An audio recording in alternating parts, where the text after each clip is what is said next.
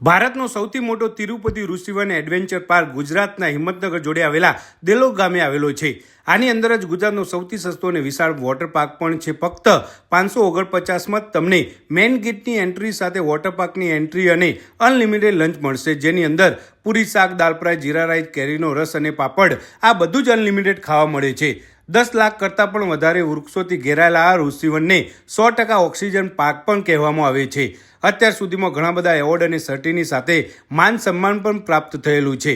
Water park સિવાય પણ અહીં ઘણા બધા એડવેન્ચરના પેકેજીસ પણ અવેલેબલ છે.